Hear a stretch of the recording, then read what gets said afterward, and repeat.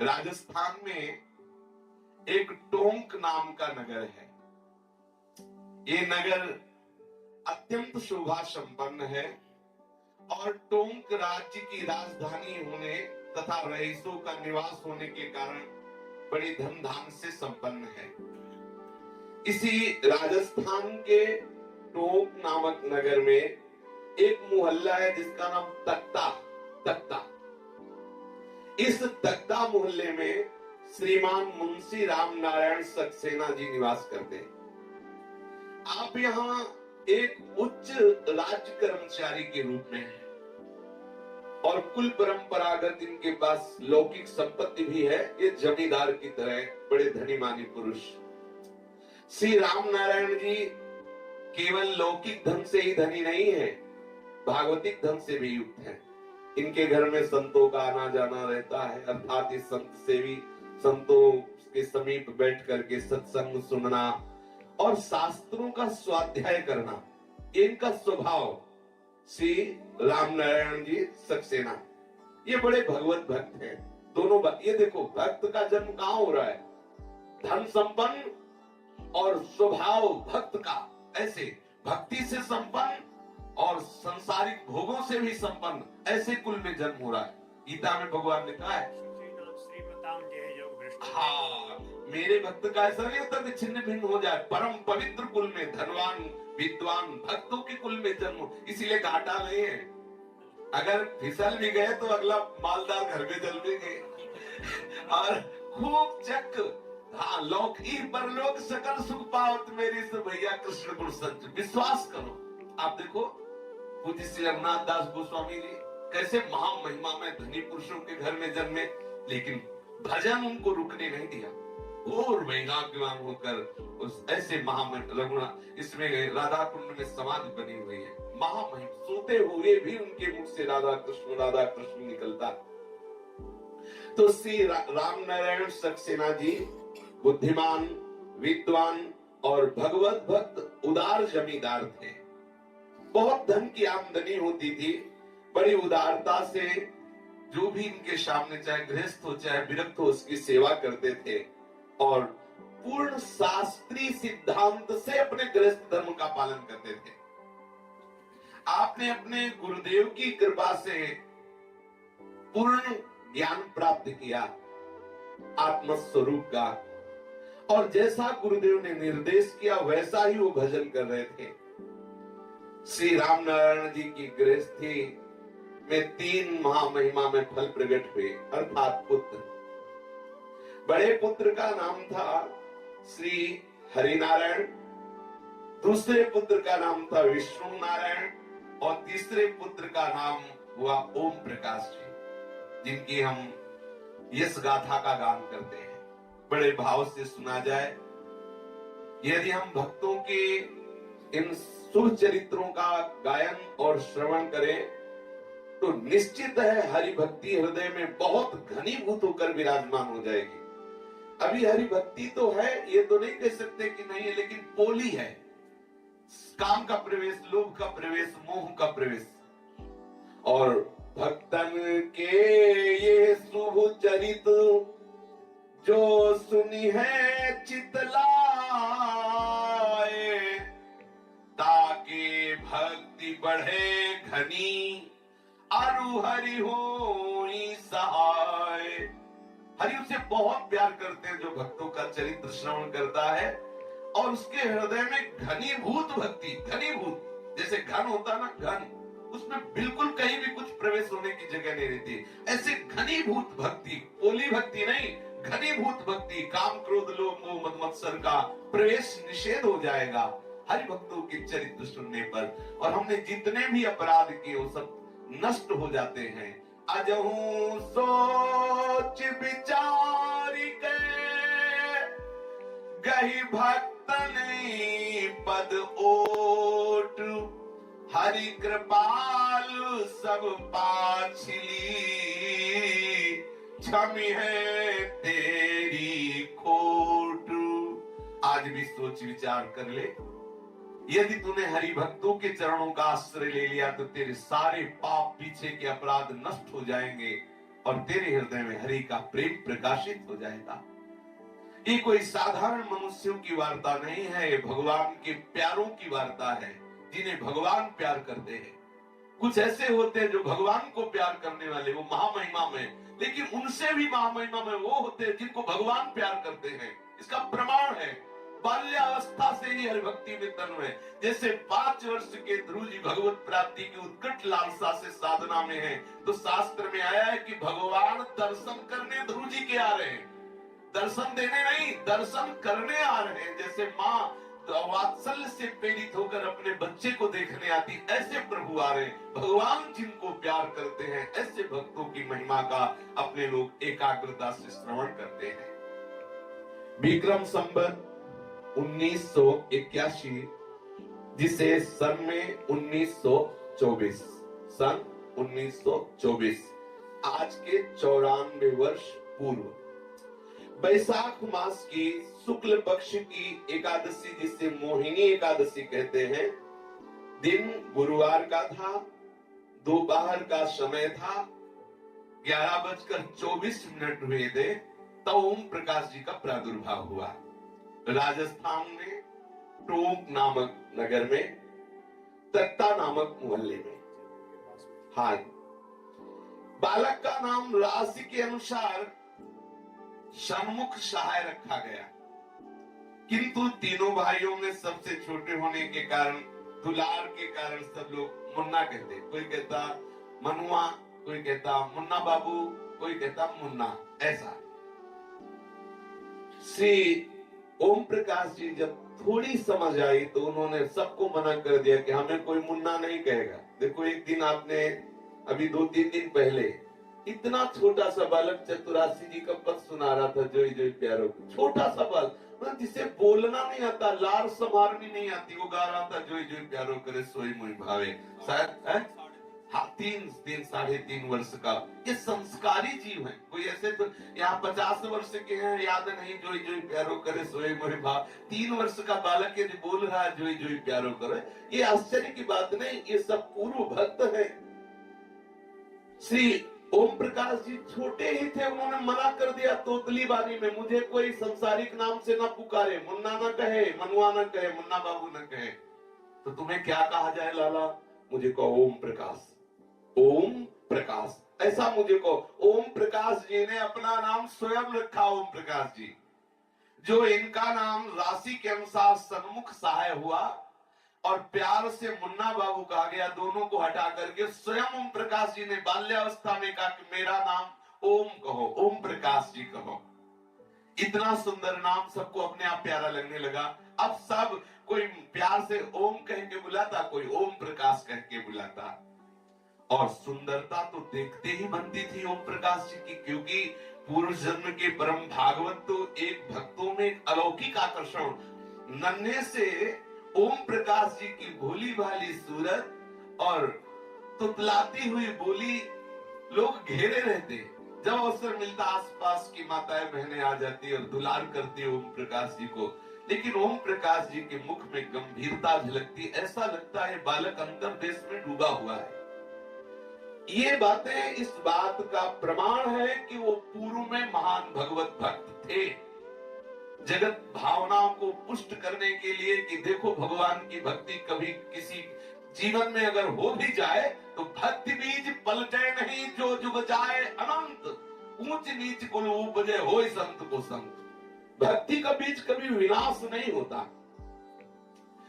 अब श्री ओम प्रकाश जी धीरे धीरे अपनी बाल लीला से अपने परम पुण्य आत्मा माता पिता को आनंद देने लगे। परम पुण्य आत्मा इसलिए कि इनके माता पिता जगत बंदनीय है।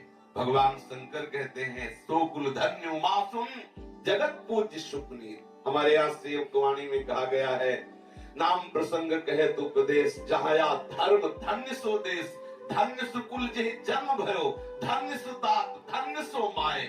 वो माता धन्य, वो पिता धन्य, वो ग्राम धन्य, वो कुल धन्य, वो देश धन्य, जहाँ भगवान का प्रेमी महात्मा पैदा हो जाए। अब ये आश्चर्य की बात ये थी कि ओम प्रकाश जी कभी किसी बालकों के बीच में बैठ के नहीं खेलते थे। कल भी आपने चरित्र में सुना कि बालक मुरारी दास जी किसी बालकों से नहीं, और माता ना खेलने देती, क्योंकि उनकी प्रधान गुरु माता ही थी और उन्हें भक्ति में दृढ़ किया। इनके हृदय में चापल्य नाम की चीज नहीं थी, जैसे बच्चे चपलता चंचलता करते हैं, ऐसा नहीं था। ये खेल खेलने की जगह कुछ ओंठ चलते, कुछ बुदबुदाते, लगता कुछ जप रहे, छोटे बच्चे हैं, ऐसा लगता कुछ जप रहे हैं। और ये जब कभी किसी की तरफ देखते तो उसका हृदय आनंद से भर जाता, ऐसा लगता कुछ मिला, क्योंकि परम भागवत महापुरुष जिसकी तरफ देखते उसके सारे अशुभों का नाश हो जाता है, दृष्टि पड़ते ही उसके समस्त पापों का नाश हो जाता है। तो आनंद की अनुभूति कब होती है? जब निष्पाप होता है। हृदय जलता कब है? जब अपराध बन जाता है, जब पाप हो जाता है, जब कलुषता होती है, जब कामना होती है, जब तृष्णा होती है, वासना होती है, ये सब हृदय को जलाने वाले होते हैं। और जब भगवत भक्तों का दर्शन होता है, मलिनता नष्ट होती, तो हृदय आनंदित होने लगता है। श्री ओम प्रकाश जी की जब आयु धीरे धीरे बढ़ी तो एक दिन इन्होंने चर्चा में सुना, पीछे सुना, इनके पिताजी भगवत भक्त थे, चर्चा में सुना श्याम शरीर है, कमल नेत्र है और 4 भुजाएं भगवान की हैं। इनको अच्छा नहीं लगा, 4 भुजाओं वाला भगवान तो बड़ा विचित्र दिखता होगा, इसलिए इन्होंने मन में विचार किया कि 2 भुजा वाला अच्छा है, 4 भुजा वाला ठीक है। 4 भुजा वाला विचित्र देखेगा, अगर इतना सुंदर हो और 2 भुजा हो तो बहुत बढ़िया। मन खिन्न हो गया। छोटे से बालक, देखो ये कोई साधक है, किसी तो पुरुष है, छोटे से बालक है और विचार करते हैं कि यदि 2 भुजा गायब हो, 2 भुजा रहे, ये कितना सुंदर है, कमल जैसे नेत्र, सांवले हैं, 4 भुजा, ये तो ठीक नहीं, 2 भुजा वाला ठीक है। 4 भुजा वाला तो डरावना लगेगा, मुझे 4 भुजा वाला ठाकुर नहीं, मुझे 2 भुजा वाला ठाकुर चाहिए। अंदर ऐसे चिंतन करते हुए विकल हो गए।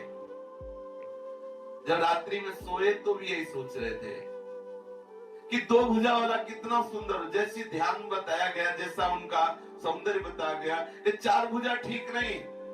तो स्वप्न में देखा पहली बार कि श्री कृष्ण अपने सखा मनसुखा श्री दामादि के साथ खेल रहे हैं।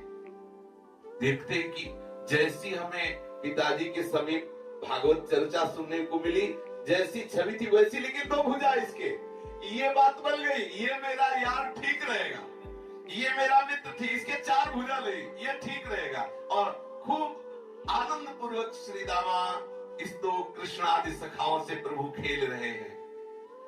और देखा कि उन्होंने बुलाया, ओम प्रकाश जी ने देखा को बुलाया कि तू भी हमारे साथ खेला करके। वो भी श्री कृष्ण के साथ खेलते रहे और खेलते खेलते भगवान श्री कृष्ण चंद्र उनसे कहते, 4 भुजा वाला भगवान तुझे पसंद रहे, देख 2 भुजा वाला मैं तेरे पास हूं कि नहीं। अब उनको बहुत आनंद आया कि उसी समय सोचते कि मैंने दिन में जैसा सोचा वैसे ही रात में इसका मतलब भगवान मुझसे बहुत प्यार करते हैं।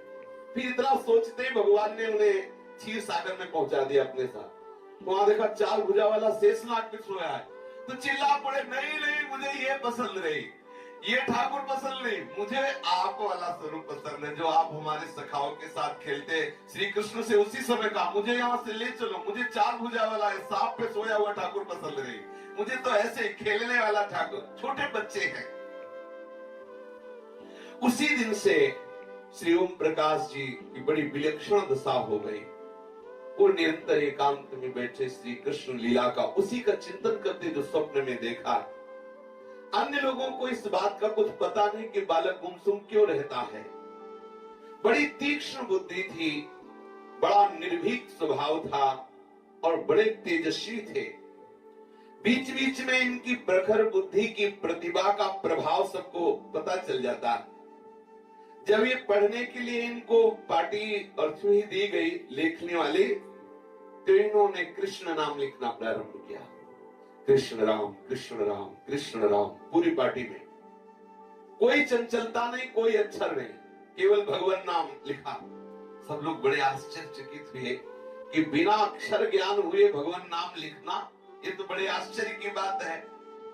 और ये विनोदी भी थे, कभी कभी ये भगवत वार्ता करके विनोद भी करते, कभी बड़े गंभीर रहते, कभी मुस्कुराते और इतनी स्मरण शक्ति ओम प्रकाश जी की विलक्षण थी कि अभी 3 वर्ष की आयु हुई, इनको विद्यालय में भेजा गया तो वहां ब्रह्मचर्य संबंधी एक गीत गवाया जाता था। जैसे स्कूलों में प्रार्थना होती, हम लोगों की स्कूलों में होती थी, वह शक्ति हमें दो दया निधे कर्तव्य मार्ग पर डट जाए, ऐसा ऐसा प्रार्थना। तो उनके यहाँ स्कूल में प्रार्थना होती थी, वो 2 ही 4 बार में उन्होंने याद कर लिया।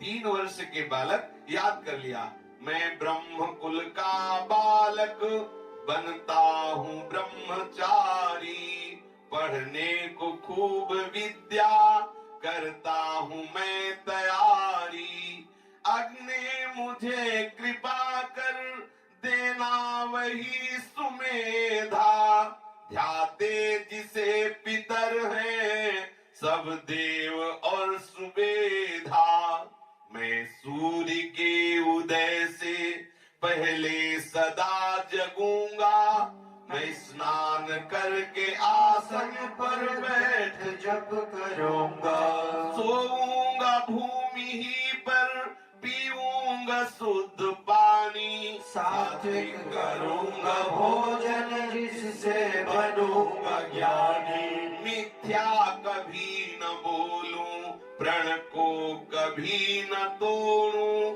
धर्मार्थ कष्ट जो भी आवे तो मुख न मोड़ूं, कर कर के वीर रक्षा तन मन सुदृढ़ करूंगा, ध्या करके ब्रह्म ज्योति पापों से मैं बचूंगा। 3 वर्ष के बालक 2-3 दिन स्कूल गए और ये बात सीख गए। ये भागवतिक बुद्धि का लक्षण है। महापुरुषों का प्रभाव छिपता नहीं है, समय समय पर स्वभावता प्रकट हो जाता है। जन्म जन्मांतर का साधन बल ओम प्रकाश जी में झलकता था लक्षित रूप से। ओम प्रकाश जी यद्यपि सदैव गंभीर रहते, कभी ये बाहर प्रकट नहीं होने देते थे कि हम सदैव भगवान नाम जप कर रहे हैं या हम में कोई चमत्कार भी है, पर कभी कभी महिमा प्रकाशित हो जाती है महापुरुषों की। एक बार टोंक में संध्या समय आकाश मंडल में टिड्डियों का एक बड़ा दल आया। ये जिस खेत में बैठ जाए कुछ ही मिनट में पूरे खेत को नष्ट कर देती है। टिड्डी होते वो सब हरे पत्ते कोप उसकी नई नई कोपले सब चुन लेते हैं और जहां वो बैठ गए वो वृक्ष को नष्ट होना ही है। उस टिड्डियों के दल को देखकर संपूर्ण गांव के लोग भयभीत हो गए कि अब हमारे गांव की तो सब खेती नष्ट हो जाएगी। ओम प्रकाश जी की नानी आंगन में बैठी हुई थी। नानी अत्यंत दुखित होकर कहने लगी, अरे अब ये क्या होगा, ये टिड्डियों का दल आ गया भयानक, अब तो पूरी फसल का नाश हो जाएगा और यही खेती हम लोगों का जीवन है, इसी अन्न से हम सबके प्राण पोषित होते हैं। ओम प्रकाश जी ने जब नानी की दुख भरी बात सुनी तो नानी से कहा, नानी इन टिड्डियों को हम भगा दें? तो हाँ, तुम्हारे भगाने की चीज है, लाखों टिड्डियां आके खेत में बैठ रही, तुम कैसे भगा सकते हो? बोले मैं भगा सकता हूँ। कैसे भगा सकता हूँ ये बात नहीं बताऊंगा, लेकिन मैं भगा सकता हूँ, अभी अभी से भगा देता हूँ। इतना कहकर ठाकुर जी का जो घर में सिंहासन था वहां सामने जाके बैठे और ध्यानस्थ एकदम हो गए। कुछ समय तक ध्यानस्थ होने के बाद एकदम मुस्कुराते हुए आए और आकर के नानी से कहा, नानी पूरे एरिया में दिखवा लो, एक भी टिड्डी नहीं मिलेगी। ऐसा ही हुआ। सब खेतों में जाकर के सब जगह देख, कोई टिड्डी नहीं, जहां लाखों टिड्डी आई थी सब उड़ गई। और सब लोग आश्चर्य मानने लगे कि ये बालक कैसे टिड्डी उड़ा दिया। अब वो हंसते हुए बाहर निकले और वो एक पद उसी समय रचना करके गाए कि कृष्ण तेरे बल पर मैं अकड़ूं, कि ठाकुर मैं तुम्हारे बल से बलवान होकर ये सब बात कह देता हूं। कृष्ण तेरे बल पर मैं अकड़ूं, उड़ता पंछी देख मनोहर, कहूं मैं नीचे आजा, आता है या नहीं कि तुझको वहां आए मैं पकड़ूं। कृष्ण तेरे बल पर मैं अकड़ूं। देखो बालक है, ये महापुरुषों की महिमा हो। उसी समय उन्होंने पद रचना की कि हे श्री कृष्ण मैं तेरे बल पर अकड़ करके रहता हूं, तेरे बल पर ही उड़ते हुए पंछी को आदेश कर दूं तो नीचे आ जाएगा। ये विश्वास देखो। कहूं बादलों से सब मिलकर मेरे आगे नाचो, नाचोगे या नहीं कि सबको वहीं आए के जकड़ो। हे कृष्ण तेरे बल पर मैं अकड़ूं। हे कृष्ण तुम्हारे बल पर ही मैं बादलों को कहता हूं कि तुम नाच दिखाओ तो बादल नाच दिखाते हैं। अगर तुम नहीं दिखाओगे नाच तो मैं तुम्हें जकड़ लूंगा, क्योंकि कृष्ण मेरा है। हे कृष्ण मैं सबसे अकड़ दिखाता हूं तेरे बल से। चलत बटोही देखत डांटू, पास हमारे आओ, आता है या नहीं कि तुमसे लेके लाठी झगड़ूं। कृष्ण तेरे बल पर मैं अकड़ूं। कोई रास्ते में जा रहा हो तो मैं तुम्हारे बल से ही कहता हूं मेरे पास आओ। बच्चे हैं अभी 3-4 वर्ष के बच्चे हैं, कितनी सुंदर भावना। ये कोई महापुरुष है, कोई साधारण बालक। कोई रास्ते में जाता है, हमारा मन होता है उसे कह देते मेरे पास आओ। अगर वो नहीं आने की चेष्टा करता है तो तुम्हारे बल से मैं कहता हूं तुझे लाठी से मारूंगा, नहीं मेरे पास आओ। हे श्री कृष्ण मैं तुम्हारे बल से अकड़ के रहता हूं। सूरज चढ़ता देख गगन में, कहूं कि मत बढ़ आगे, ठहरेगा या नहीं कि तुमको खंबे से मैं जकड़ूं। हे कृष्ण तेरे बल पर मैं अकड़ूं। जब मैं सूर्य को देखता हूं कि आकाश से मैं जा रहा है तो मैं कहता हूं मत बढ़ आगे, थोड़ी देर खड़ा रहे। अगर तू नहीं खड़ा रहेगा तो खंबे से तुझे बांध दूंगा। और ये मैं श्री कृष्ण के बल से कहता हूं। नानी मैंने श्री कृष्ण के बल से इन टिड्डियों को उड़ा दिया। ये जितनी भी टिड्डियां थे एक भी तुम्हें इस क्षेत्र में नहीं दिखा। और ऐसा ही हुआ। सब लोग आश्चर्य में पड़ गए। सारा का सारा टिड्डी दल बिल्कुल गायब हो गया। एक भी टिड्डी उस प्रदेश में नहीं दिखाई दी। सब लोग स्तंभित हो गए। उस नगर के आसपास दूर दूर तक कोई फसल के हानि होने की संभावना भी नहीं रह गई। सबको इस बात से लगा कि ये बालक कोई सिद्ध महापुरुष का अवतार है। किंतु ग्रामीण वात्सल्य रस में डूबे हुए लोगों ने इस बात पर विशेष ध्यान नहीं दिया कि ये कोई सिद्ध बालक है। और बालक ने भी सबको भुलावा डालने के लिए हंसी मजाक और बालकों जैसी चेष्टा फिर ऐसे ही करने लगे। जब श्री ओम प्रकाश जी खेल कूद करने के लिए बाहर जाते तो जहां देखते परिवार वाला कोई देख नहीं रहा, एकांत में बैठकर आंख मूंद लेते, खूब नाम जप करने लगते। सब बच्चे खेल रहे और वो एकांत में बैठे नाम जप कर रहे। ऐसी अनेक घटनाएं चमत्कार में प्रकाशित करते, निरंतर नाम जप करते हुए ओम प्रकाश जी को पूर्व जन्मों का सब ज्ञान था। वो बाल्यावस्था में अपनी माता के पास बैठ के बताया करते थे। ये देखो ये पूर्व जन्मों का ज्ञान पूर्व भजन के प्रताप से है। लेकिन वो समुद्र के सदस्य गंभीर रहते और अपने अंतरंग रहस्यों को सबसे छिपा कर रखते। श्री ओम प्रकाश जी धीरे धीरे बढ़ने लगे। अब उनको विद्या पढ़ाने के लिए बैठाला जाता, लेकिन बाहरी विद्या उसे अच्छी लगती जिसे संसार अच्छा लगता हो। जो श्री कृष्ण प्रेमी है उसे विद्या, यद्यपि उनकी इतनी प्रखर बुद्धि थी, एक बार जो पढ़ा दिया गया वो याद हो वैसे ही सुना देते, लेकिन उनकी रुचि नहीं थी। रुचि थी भगवान लीला गायन में, भगवान नाम जप में। जहां इनके पास कोई न होता तो निरंतर एक विचित्र भावना में डूबे हुए रहते। पढ़ने लिखने का तो एक बहाना मात्र था। ये एकांत होकर के बस नाम जप करते हुए डूबे रहते। जो भगवत भी प्रेमी जन होते हैं वो पीसे हुए को पीसने के समान इन भोगे हुए भोगों को नहीं भोगते। ये संसार की बातें उनको अच्छी ही नहीं लगती हैं। वो सदैव एकांत में भगवत कथा, हरि कीर्तन, संतों के पास बैठना, भक्तों के चरित्रों को पढ़ना, ये बाल्यकाल से इनका स्वभाव था। सब दशा बिल्कुल ठीक सिद्ध महापुरुषों की जैसी ओम प्रकाश जी की थी। बड़े बड़े विद्वान आकर के चरण वंदना करते, ऐसा तेज ओम प्रकाश जी का। जैसे कोई विद्वान भक्त आया वहां इनके पिता के पास और सत्संग वार्ता की, और जब देखता ओम प्रकाश जी को तो अपने आप सर झुक जाता, क्योंकि ऐसी भागवतिक महिमा ओम प्रकाश जी में थी। ओम प्रकाश जी को विद्या पढ़ने का शौक तो था नहीं, परिवार वालों की प्रेरणा से बाल्याकाल में उनकी कुशाक बुद्धि देखकर सबको आश्चर्य हुआ कि पढ़ेगा तो बहुत अच्छा पदवी में जाएगा। तो सन 1929 में इनका टोंक में ही विद्या अध्ययन प्रारंभ हुआ और सन 1932 में जयपुर में इनको पढ़ने के लिए भेजा गया।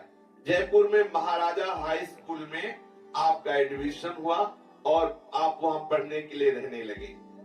वहां पढ़ते समय आपके पहले तो कोई साथी नहीं थे, पर एकांत में जैसे भजन कर रहे हैं चुपचाप बैठे तो कोई जो पवित्र हृदय वाले होते उनका आकर्षण होता, जाके बैठ जाते और बहुत प्यार करते ओम प्रकाश जी से और पूछते कि ये तुम क्या गुनगुनाते रहते हो, क्या जपते रहते हो। हम देखते हैं तुम सदैव एकांत बैठे रहते हो। सब मित्र तो देखो आपस में बैठकर वार्तालाप कर रहे हैं, हंस रहे हैं, खेल रहे हैं, लेकिन तुम केवल कुछ ऐसे बुदबुदाते रहते हो, गंभीर रहते हो। क्या उन लोगों का कोई भी रंग ओम प्रकाश जी के ऊपर नहीं चढ़ा, लेकिन ओम प्रकाश जी का रंग उन पर चढ़ने लगा।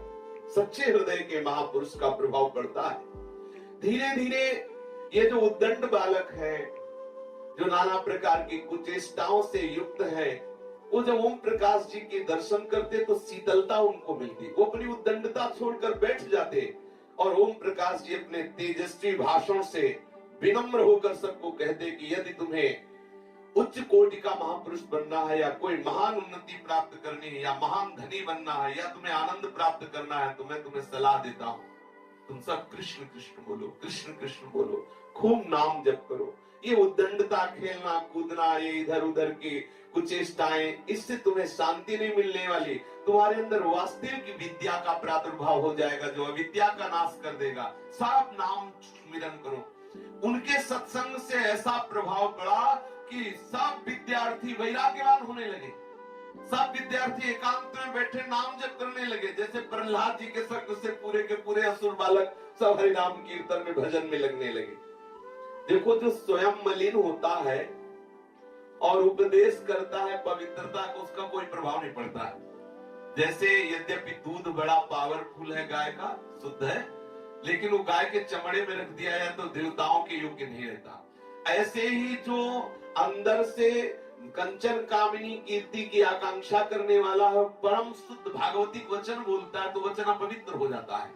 कामना रूपी कंचन का और कामनी और कीर्ति की कामना रूपी उस अपवित्र पात्र में वो भगवद वार्ता दूषित हो जाती है। जैसे चमड़े के पात्र में रखा हुआ गाय का दूध अपवित्र हो जाता है।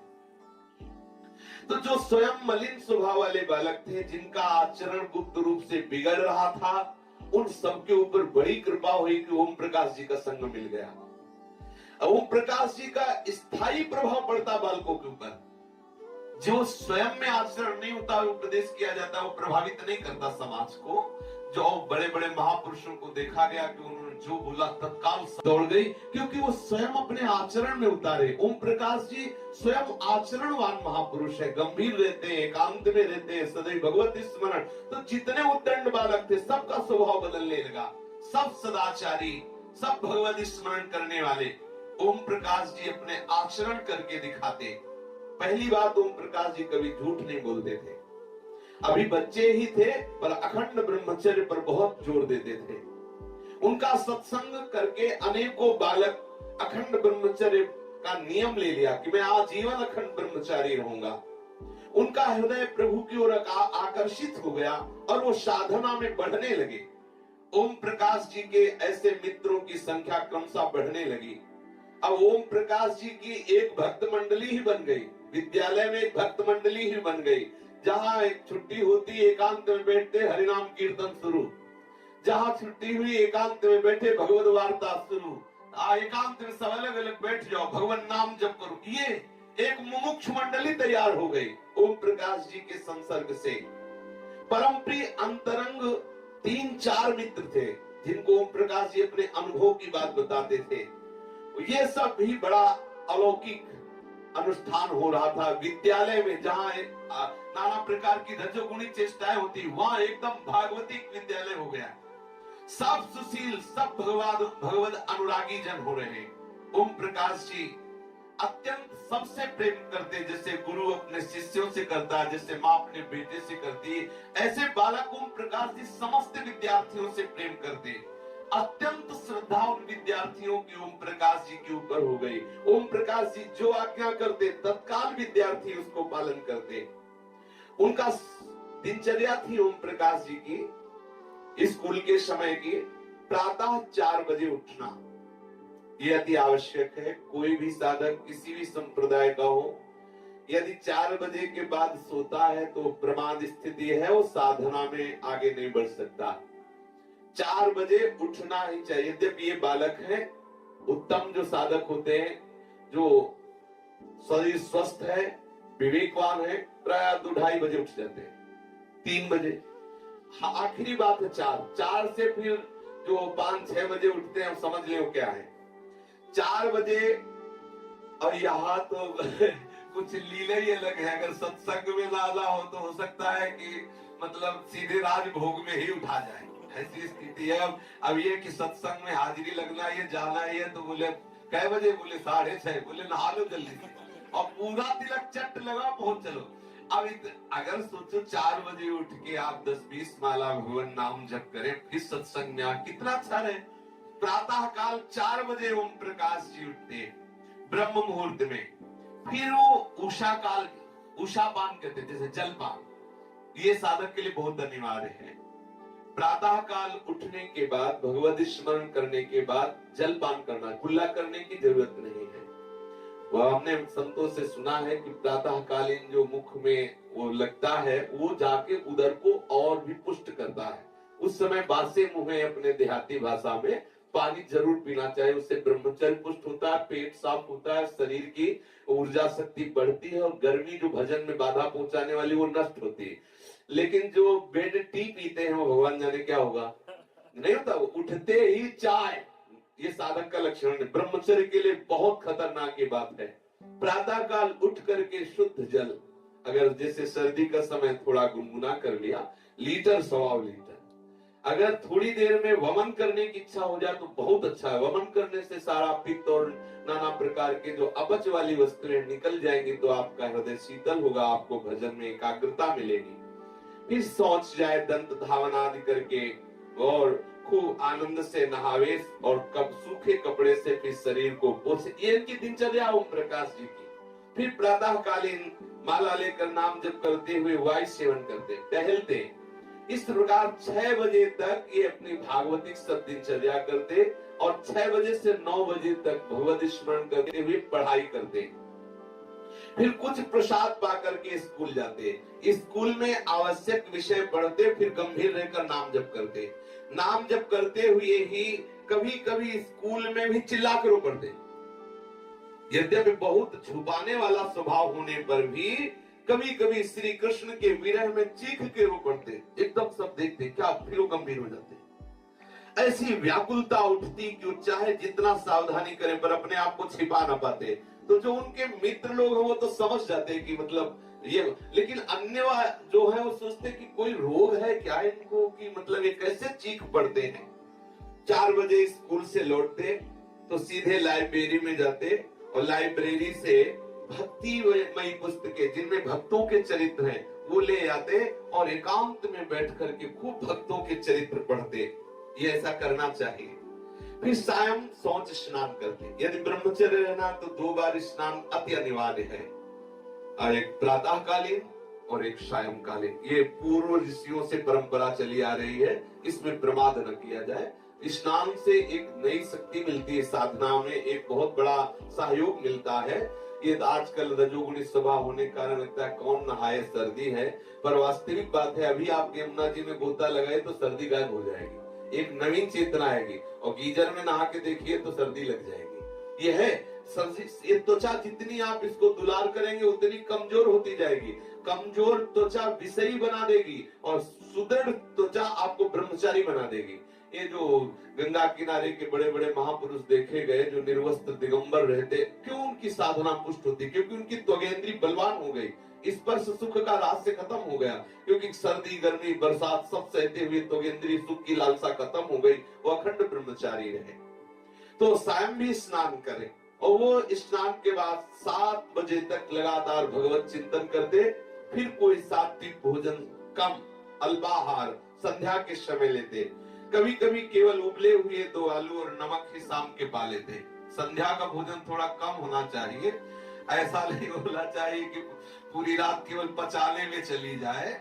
मतलब बढ़िया मिला तो चलो बयारू, बयारू क्या थोड़ा पाना है, बयारू का मतलब राजभोग ना हो जाए।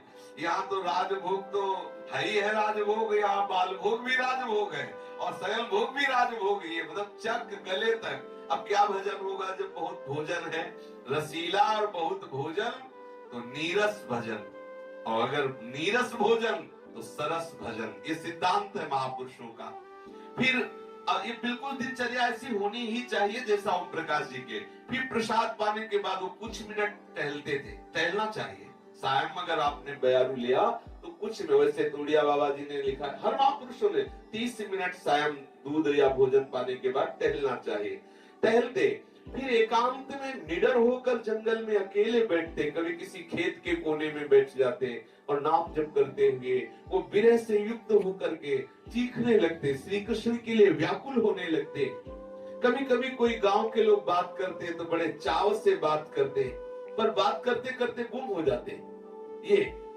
और वो फलों में आम पसंद करते थे और भगवान की कथाएं सुनने का उन्हें बड़ा शौक था।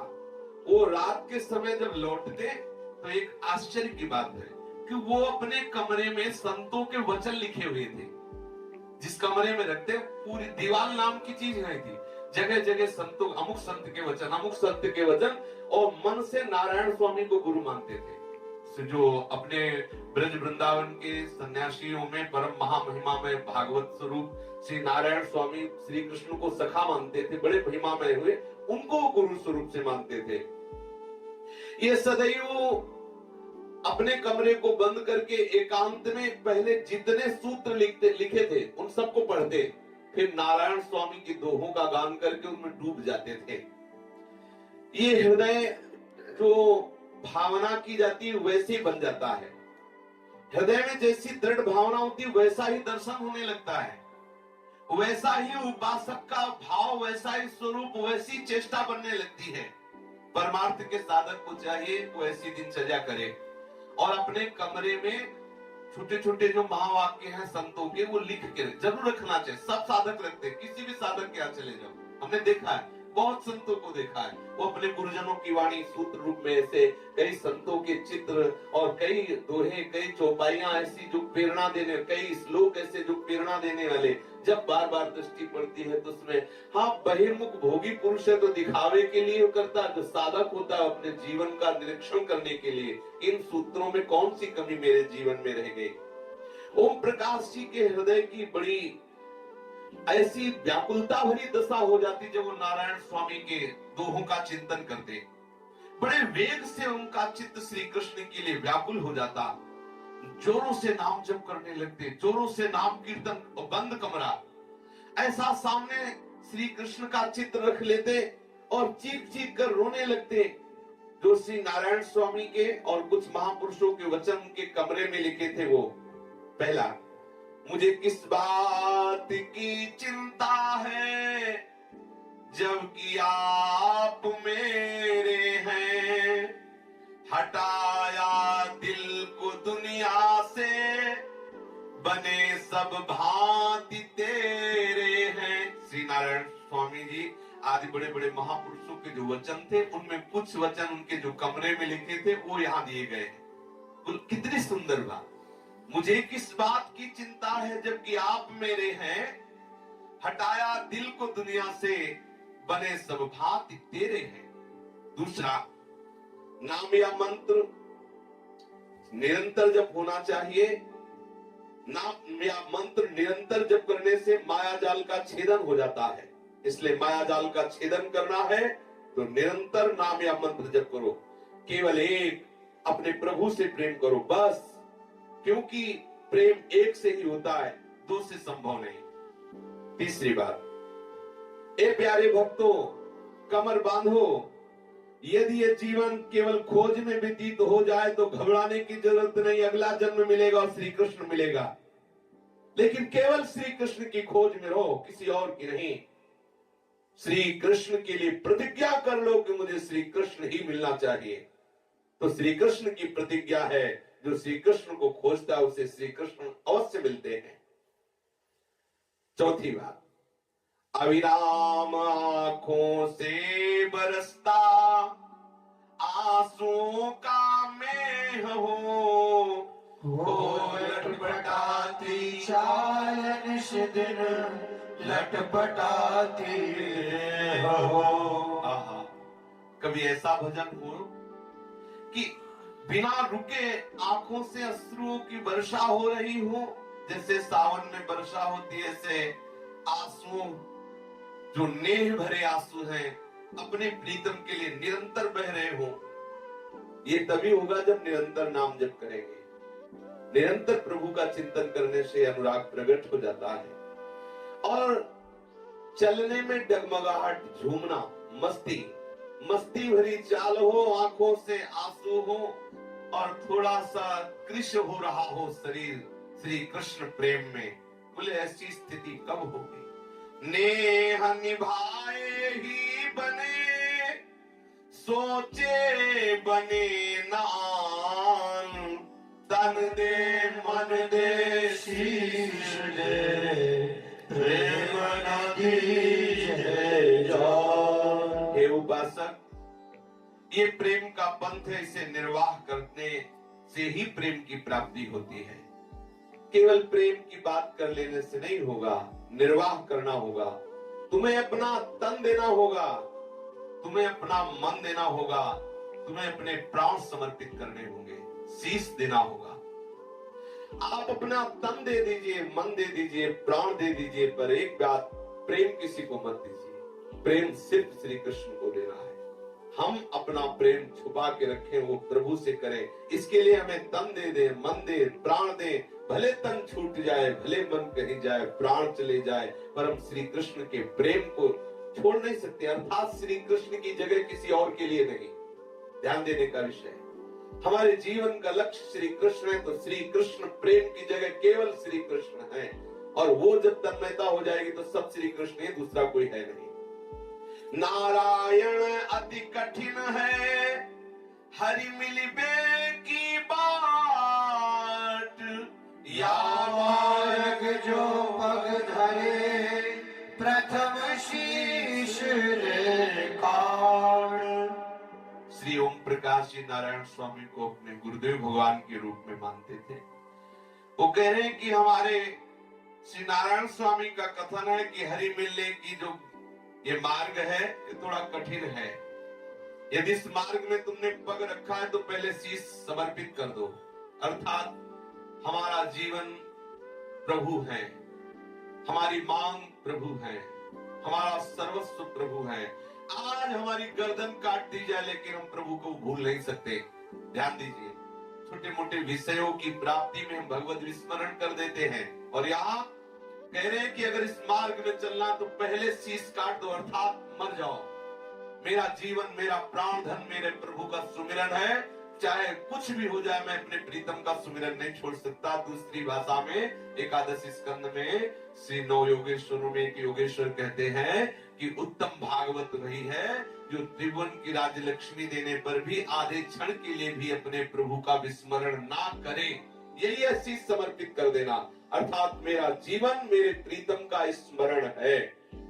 मात पिता मित्र गण नहीं किसी की आस, हे मोहन इस दीन को रख लो अपने पास। अब एक यहाँ विवेक से ही बात बचेगी, दूसरी नहीं बचेगी। लोग ये कह देते हैं क्या माता पिता भगवान नहीं है क्या? यदि आप ऐसा मानते हैं तो देख लीजिए, वास्तविक भगवान ही सब रूपों में। हम तो चीख चीख के कहते हैं, हमारे शास्त्र थी माता पिता क्या, सुअर कुत्ता गधा सब भगवान ही है। जब सृष्टि नहीं थी तो भगवान ही थे, अब जो है वो भी भगवान है। क्या आप ऐसा मान रहे हो? अगर ऐसा नहीं मान रहे तो आप धोखे में हो।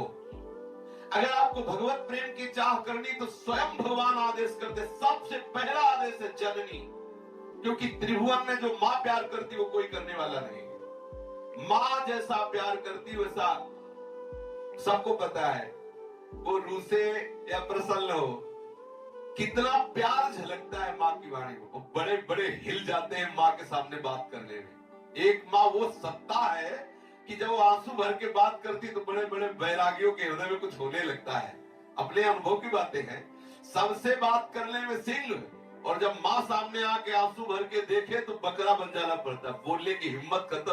उस समय भगवान की याद आती कि बचाना इस फांसी से नहीं मुश्किल है, अगर वो रो दिया तो मैं भी रो दूंगा, क्योंकि है ऐसा है। त्रिभुवन जानता है माँ जैसा प्यार सिर्फ माँ ही करती है इस लोक में। तो इसीलिए सबसे पहले भगवान ने कहा जननी, सबसे पहला शब्द रखा है जननी, जनक, बंधु, सुत, दारा, तन, धन, धाम, सुहृद, परिवार। ये छोड़ना ही होगा। अगर इनकी ममता आपके हृदय में है तो आप श्री कृष्ण प्रेमी नहीं हो सकते। अब अगर आप विरागी हैं तो स्वरूप से त्याग कर दीजिए। आप गृहस्थ है तो अंदर से भगवत भावना करके ममता का त्याग कर दीजिए। बिना अहमता ममता त्यागे किसी को भगवत प्राप्ति नहीं होने वाली। कोई ये इसमें दलील ना दे कि माँ ही तो भगवान है, पिता ही तो भगवान है। आप अंदर से देख लो, अगर भगवान मानते हो तो कुत्ता भी भगवान है, सुअर भी भगवान है, नर्क भी भगवान है, स्वर्ग भी भगवान। भगवान के सिवा कोई सत्ता नहीं है। क्या अनुभव हो रहा है? अगर नहीं हो रहा तो तुम्हारा मोह, तुम्हारा ज्ञान, तुम्हारी भावना को घसीट रहा है मोह की तरफ। ये बहुत बुद्धि चालबाज है। श्री भगवान ने गीता में, भागवत में, रामायण में जगह जगह एक ही बात कही कि मेरे से केवल प्रेम कर लो तो तुम मुक्त हो जाओगे। मामेवे प्रपद्यन्ते माया में ताम तरन्ति। अब ये खुद साधक देख ले। ओम प्रकाश जी के हृदय की बात है, जो बड़े महापुरुष हुए हैं अभी 94 वर्ष पहले। बोले माता पिता और मित्रगण नहीं किसी की आस, हे मोहन इस दीन को रख लो अपने पास। क्या कोई गृहस्थ कभी परिवार के मोह से हटने की बात कर सकता है? क्या कभी नहीं कर सकता, क्योंकि खुद फंसा हुआ है। अगर किसी की छाती में ताकत है बात कहने की तो किसी बैरागी की है, रागी में नहीं है। कोई रागी बोल ही नहीं सकता, बोल ही नहीं सकता। अगर कोई बोल सकता है तो किसी फकीर का बच्चा ही बोल सकता है, और बोलने की ताकत ही नहीं किसी की। अब इसे कहा जाए कि दिमाग घुमा दिया गया, इसे कहा जाए कि जादू कर दिया गया, तो अब यही ऐसे ही तो ठाकुर का बच्चा जब इतने बड़े जादूगर का जमुरा अगर इतना ना जादू दिखा पाए तो हुआ क्या? संसार की मोह ममता का विनाश करके सच्चिदानंद तत्व में प्रतिष्ठित कर देना है भगवान के दासों का स्वभाव और प्रभाव है। जिस माया से बड़े बड़े योगियों के चित्त को आकर्षित होते देखा गया है, भगवान के भक्तों की शरण में आने वाले छोटे छोटे बालक उसका उल्लंघन कर जाते हैं, उसका निरादर कर देते हैं उस माया को, और भगवत प्राप्त महापुरुष हो जाते हैं। तो हे मोहन, न मेरे कोई माँ है न मेरे कोई बाप है। ओम प्रकाश जी, ना मेरे कोई माँ है न मेरे कोई बाप है, न मुझे किसी की आशा है। मेरे प्रीतम तुम मेरे से मिल जाओ। ये सबके हृदय में होना ही चाहिए। हमारे श्री स्वामी मंगनानंद सरस्वती जी महाराज सेनपुर, कई वर्ष संन्यास होने के बाद उनके पिता दर्शन करने के लिए आए, तो जे भी किसी ने कहा पिताजी आए तो भाग पड़े। पिताजी पुकारते रहे, भाग पड़े, भागते रहे। जब पिताजी उठ कर वापस हो गए, फिर आश्रम में लौटे आए, तब सबने पूछा कि स्वामी जी आपने ऐसा क्यों किया? बोले पहली बात तो ये कि ये हमें बेटा ही मानेंगे, महात्मा तो मानेंगे नहीं, और हम इनके साथ पिता वाला बर्ताव कर नहीं सकते हैं। दूसरी बात, इस बार मिले तो कई बार आएंगे, फिर माँ आएगी, फिर परिवार के और भी आएंगे, फिर यहीं पाएंगे, फिर समस्या बताएंगे, क्योंकि ये ब्याह करना, वो करना, फिर ऐसा करो। बोले इसलिए जब विरक्त हुए हैं तो बिल्कुल विरक्त हुए हैं, ना हमें इनको देखना नहीं हमें देखे, ऐसा सिद्धांत ही है। लेकिन लोक व्यवहार ये जो संसार में है, ये संसारी पुरुष थोड़ी सी बात को समझेंगे, वो तो इसी को सत्य समझते हैं। माँ को, पिता को, पत्नी को, पुत्र को, भोगों को, इसी को सत्य। बोले हमारी इज्जत है, अरे इज्जत प्रिया प्रीतम के सारे शरीर में इज्जत है। ये इज्जत कुत्ता खाते हैं, ये इज्जत आग लगा दी जाती है, ये इज्जत गाड़ दी जाती है तो कीड़ा बन जाता है। ये इज्जत है पांच भौतिक शरीर, इज्जत है प्रिया प्रीतम। हमारी इज्जत न जाए, अर्थात प्रिया प्रीतम को सुमिरन न जाए, और हम अपनी इज्जत प्रिया प्रीतम माने, तुम जो मानो सो मानो। बोले मन में लागी चटपटी कब निरखूं घनश्याम, नारायण भूयो सभी, खान पान विश्राम। जिसके मन में चटपटी लग गई कि मैं कब प्रभु को देखूं। देखो सच्ची चटपटी तभी मानी जाएगी जब शरीर का संबंध खत्म हो जाएगा। बाहर के तो त्यागी बहुत मिलेंगे, लेकिन शरीर त्यागी, मन त्यागी और स्वभाव त्यागी ये कोई बिरले ही होंगे। सब त्याग कर लिया लेकिन शरीर में राग बना हुआ है, तो सब राग वो ऐसे ही छुपा हुआ है, थोड़ी हवा लगने दो बड़ा हो जाएगा। शरीर में यदि अभिमान है, शरीर में यदि राग है, शरीर को हम दुलार प्यार कर रहे हैं, शरीर को देखो दो प्रकार से साधक भोजन पाता है उपासना के लिए, और संसारी भोजन पाता है वासना के लिए। ये दोनों एक जैसे एक ही आसन पर बैठे हुए पाते दिखाई देंगे, लेकिन एक उपासक उपासना के लिए पा रहा है, एक वही बैठा हुआ अपनी वासना के लिए पा रहा है। वो अपनी वासना को पुष्ट करेगा और वासना का चिंतन करेगा, वो अपनी उपासना को पुष्ट करेगा और उपास्य का चिंतन करेगा। यदि मन में भगवत प्राप्ति की चाह, तो शरीर संसार से संबंध हटाना ही पड़ेगा। और जिसके हृदय में चाह पैदा हो जाती है कि कब मैं निरखूं अपने प्राण प्यारे प्रभु को, तो भूल जाता है कि कै बजे बाल भोग करना चाहिए, कै बजे राज भोग करना चाहिए, कै बजे शयन भोग करना चाहिए। खान पान विश्राम नहीं, खान पान ते भावे है नहीं, कोमल वसन सुहावे है, सब विषय लगे ते खारा है, हरि आशिक का बगन्यारा है। धरत कहूं पग परत कहूं, सूरत नहीं कठोर, नारायण प्रीतम बिना, तीखत नहीं कछु और। एक आश्चर्य की बात देखिए, अब हमें तो ज्ञान नहीं था, जब इस स्मशान में परिवार के लोग ले जाते हैं ना, तो लड़के को एक मजबूत बांस देते हैं, बोले मार खोपड़ी में, फोड़ खोपड़ी होता है, वो कपाल की जगह बांस खोपड़ी। ये हमने सोचा भैया इस समय फूल वाला चला लेते कि बांस चला ले, बोले जरूरी है खोपड़ी करना, कि अरे तेरी खोपड़ी में समझ में नहीं आया, हम लोगों से प्यार किया तो देख हम बांस चला रहे, हरी बजते तो फूल चढ़ाते। कभी किसी संत की कपाल क्रिया होती देखा है फूल बांस चलाते हुए? नहीं देखा ना। गृहस्थियों की खोपड़ी में उन्हीं के नाती पोता बांस चलाते हैं। क्यों चलाते हैं? जिस शरीर को इज्जत समझा उस शरीर की दुर्दशा होती है। जिसने जीते जिस शरीर को मुर्दा समझ लिया वही महात्मा है। चाहे आप गृहस्थ में हो चाहे विरक्त में हो, इस शरीर से प्यार मत करो, इस शरीर को इज्जत मत समझो, इस शरीर को कोई महिमान पानी का बुलबुला है, प्यारे भगवान है इसके अंदर तो इज्जत है। भगवान से चाहे जितना कोई सुंदर पवित्र और धर्मात्मा और चाहे जितना महान हो, प्रभु है तो इसकी पूजा है, प्रभु अंतर ध्यान हुए तो सबके शरीर की दुर्दशा है। इस शरीर को गाड़ दिया जाता है, जला दिया। थोड़ा विवेक रखो, इस पर इतना प्यार न करो, इस पर इतना महत्व न रखो, कोई तुम शरीर नहीं हो। जो भगवत मार्ग में आगे चलता है, प्रभु के प्यार में जो बावरा बनना चाहता है, उसे खान पान विश्राम ये सब भूलना होता है।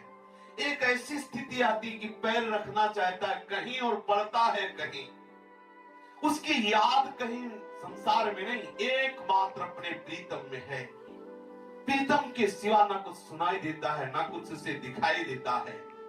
जो घायल हरिद्रगण के परे प्रेम के खेत, नारायण सुन श्याम सुन एक संग रोते।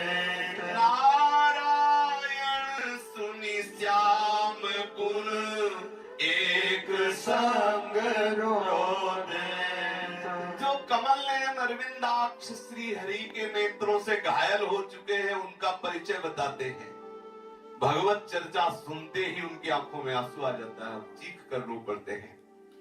महाप्रभु चैतन्य देव जी के परिकर में एक थे जो बहुत रहीसी से रहते थे, पुंडरीक विद्याधर। कोई देख के नहीं कह सकता था भक्त है। खुशबूदार तेल जुल्फे गढ़ी हुई, पान खाए हुए, बढ़िया सुंदर कपड़े। तो एक बार महाप्रभु चैतन्य देव भाव में उन्हीं का स्मरण किया। तो सब भक्तों को लगा कि महाप्रभु स्मरण कर, इसका मतलब कोई वीतराग परम अनुरागी अकिंचन महापुरुष। ये हुआ कि कहा, बोले वो तो आए हुए हैं उनके दर्शन के। तो गदाधर जी आदि बड़े बड़े महापुरुष दर्शन करने के लिए गए। जब वहां गए तो पलंग में थे, पान चबाए हुए और सुगंधित द्रव्य का लेप लगा। उनके हृदय में आया कि भाई ठीक है, लेकिन अभी महापुरुषों के लक्षण तो नहीं है कि सुगंधित तेल और मांग कड़ी हुई और ये सब। उनके मन में था कि वैराग के बाद महाप्रभु ने स्मरण किया, मतलब कोई महावैराग, क्योंकि महाप्रभु साक्षात प्रेम की मूर्ति, वैराग्य की मूर्ति। अब ये बात समझने के लिए जो और उनके साथ में आए हुए थे महाप्रभु की कृपा पात्र, उन्होंने श्लोक उच्चारण किया, बरहा पीडम नटवर बपु कर्णयो कर। जे ही भगवान की रूप में वो हुंकार मारा पलंग से नीचे, हा कृष्णो, पूरा नाक लार और सब। तब देखा वो इतने बड़े महाभागवत। ये पहचान आप बाहरी मतलब भोग सामग्री देकर, उनकी पोशाक देकर, उनकी बातचीत देकर आप नहीं समझ सकते किस कोटि का कौन महापुरुष है। हो सकता है बाहर से फटा पुराना कपड़े पहने हो और अंदर से वो विषयासक्त हो सकता है बाहर से बहुत कीमती वस्त्र पहने हो, अंदर से घोर वैरागी हो। तो बोले पहचान क्या? बोले जो घायल हरि द्रिगल के परे प्रेम के खेत, नारायण सुन श्याम गुण एक संग प्रभु की चर्चा, प्रभु की रूप माधुरी, लीला माधुरी सुनते ही उनके हृदय में विकलता हो जाती है और आंखों से आंसू बहने। यह है पहचान कि अरविंदाक्ष कमल नयन के नेत्रों से इनका हृदय घायल हो चुका है। नारायण जाके हिये विंध्यो श्याम दृगबाण, जग माने है जीव तो है गयो मृतक समान। जिसके हृदय को अरविंदाक्ष श्री कृष्ण के नेत्रों ने बेध दिया है, संसार में वो दिखाई देता है जीता, लेकिन वो जीता नहीं है, वो तो मरा हुआ है। मरा हुआ का मतलब जैसे मरे हुए मन में न काम होता है, न कोई वासना होती, न कोई इच्छा होती है, न कोई द्वंद्व उसके ऊपर प्रभावित करता है, ऐसा निर्द्वंद महापुरुष केवल भगवत चिंतन में तन्मय, ये है श्री कृष्ण के नेत्रों से घायल हुए महापुरुष की स्थिति। जग माने वो जीव, तो जग तो समझ रहा है वो जीवित है, लेकिन जग की नजर में जो जीवन है वो उसका जीवन नहीं। उधर से तो मर गया, मन मारा तन बस में की ना हुआ भ्रम सब दूर। नैनन की कर कोठरी पुतली देहु बिछाए, पर कर की चिक डाल के प्रीतम ले भुला। नैन रूपी कोठरी में प्रीतम को बिठा लो, पुतली रूपी पावड़े डालो, प्रीतम को नैन रूपी कोठरी में बुला के बैठा लो और पलकों की चिक डाल लो और स्वाद लेते रहो ध्यान का और उन्हीं में डूबते रहो। प्रेम सिंधु में जब कभी उठ आता तूफान, नौकाएं चल उगलती, मन माझी घटमान। जब हृदय में प्रेम सिंधु का उफान आता है, वो तूफान प्रेम का उदय होता है, कोई भी इंद्री में विषय जल नहीं रहता, प्रेम ही प्रेम रहता है। हर इंद्री प्रेम में सुनाई देता है, प्रेम दिखाई देता है, प्रेम स्पर्श होता है, प्रेम का गंध आती है, प्रेम की समस्त इंद्रियां प्रेम में हो जाती है और मन मतवाला होकर के गतिमान होता है उस प्रेम सिंधु में जब तूफान आता है। लौकिक रीति में जब तूफान आता है समुद्र में तो सबकी गति रुक जाती है, लेकिन प्रेम सिंधु में जब तूफान आता है तो हर इंद्री प्रेम उगलती है और मन मतवाला होकर विहार करता है उस प्रेम सिंधु में। जब से है घनश्याम ने किया दृगों में बास, आंखों में रहने लगा, तब से चातुर्मास। जब घनश्याम श्री कृष्ण ने जब से मेरे नेत्रों में वास किया तो आंखों में चतुर्मासा हो गया। चतुर्मासा वर्षा ऋतु, बरसती रहती हैं आंखें। जब से प्रभु ने मेरे नेत्रों में वास किया सदैव अश्रु प्रवाह होता रहता है।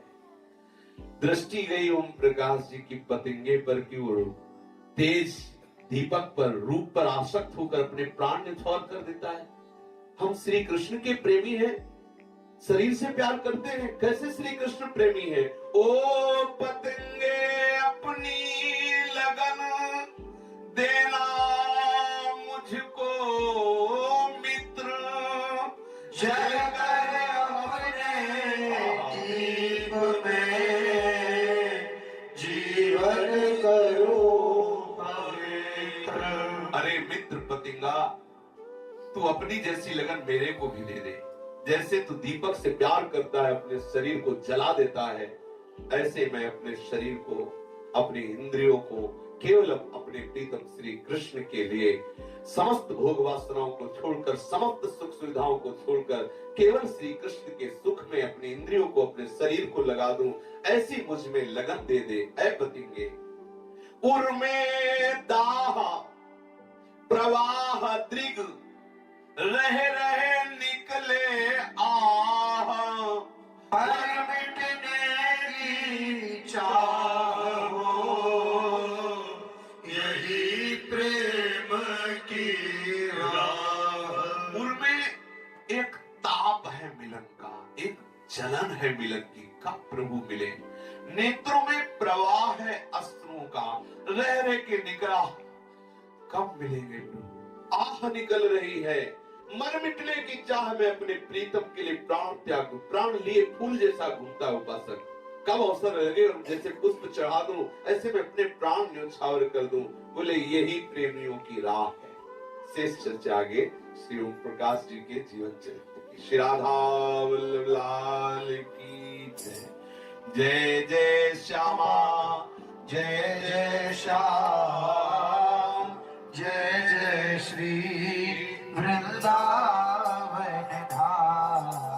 जय जय श्यामा, जय जय श्याम, जय जय श्री वृंदावन धाम। पावन राधे तेरा नाम, पावन राधे तेरा नाम, पावन राधे तेरा नाम, पावन राधे तेरा नाम, पावन श्री वृंदावन धाम, पावन श्री वृंदावन धाम। जय जय श्याम, जय जय श्याम, जय जय श्री वृंदावन